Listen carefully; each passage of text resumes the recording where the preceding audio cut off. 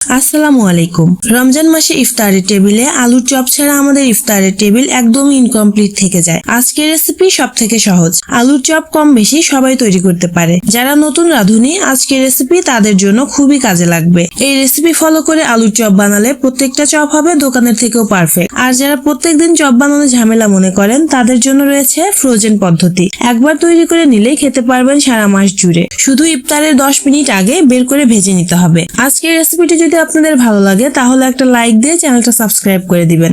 চলে যাচ্ছি মূল রেসিপিতে। প্রথমে বেসনের ব্যাটারটা তৈরি করে নেব। এজন্য নিয়েছি 1 কাপ বেসন। বেসনটা ছাঁকনির সাহায্যে চেলে নেব। এই বেসনটা আমি বাসায় তৈরি করে নিয়েছি। আমার চ্যানেলে ভিডিও দেওয়া আছে, ডেসক্রিপশন বক্সে লিংক দেওয়া থাকবে, চাইলে দেখে আসতে পারেন। এখন দিচ্ছি হাফ চা চামচ হলুদ গুঁড়া, হাফ চা চামচ মরিচ গুঁড়া, 1 চা চামচ বেকিং পাউডার, হাফ চা চামচ লবণ, তেল দিয়েছি 1 চা চামচ। এখন সবগুলো শুকনো উপকরণ মিশিয়ে নেব।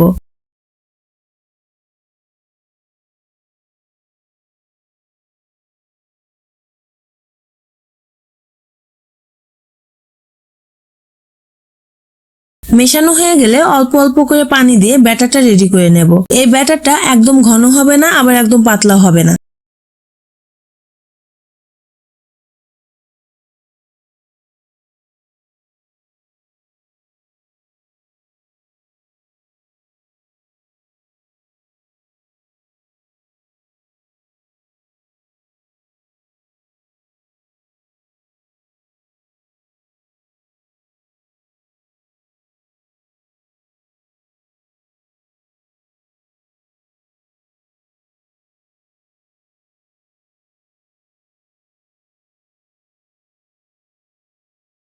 দেখতেই পাচ্ছেন ব্যাটারটা ঠিক এমন হবে। এর থেকে বেশি ঘন বা পাতলা করা যাবে না। আলুর চপের জন্য আমি এখানে আলু সিদ্ধ করে ম্যাশ করে নিয়েছি। একটা পেঁয়াজ আর 2টা মরিচ কুচি করে নিয়েছি। এখন এগুলো দিয়ে দিচ্ছি। দিয়েছি হাফ চা চামচ হলুদ গুঁড়া, মরিচ গুঁড়া দিয়েছি হাফ চা চামচ, জিরা গুঁড়া দিয়েছি হাফ চা চামচ, স্বাদ মতো লবণ দিয়েছি, আর 1 চা চামচ দিয়েছি বাটা মশলা। আলুর সাথে সবগুলো উপকরণ ভালোভাবে মিশিয়ে নেব।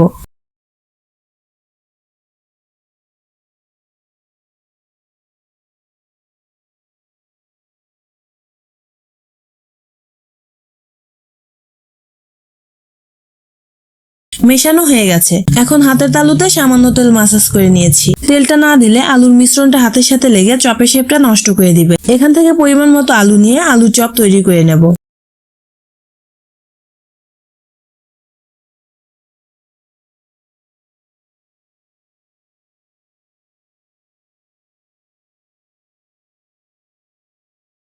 এভাবে আমি সবগুলো চপ বানিয়ে নিয়েছি।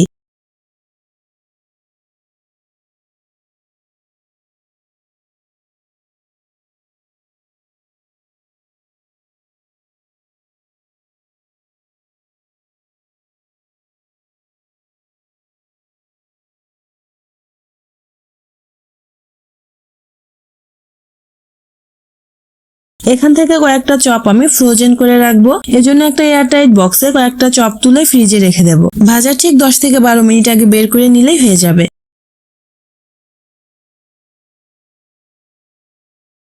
এখন বাকি চপগুলো ভেজে নেব। এজন্য আগে থেকে তৈরি করে রাখা বেসনের ব্যাটার থেকে একটা একটা করে চপ নিয়ে কোট করে নেব।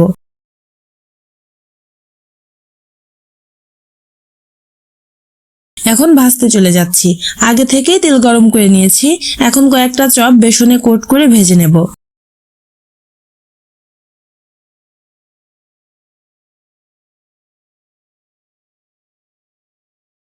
আমার সবগুলো চপ ভাজা হয়ে গেছে। এই চপগুলো একদম পারফেক্ট হয়েছে।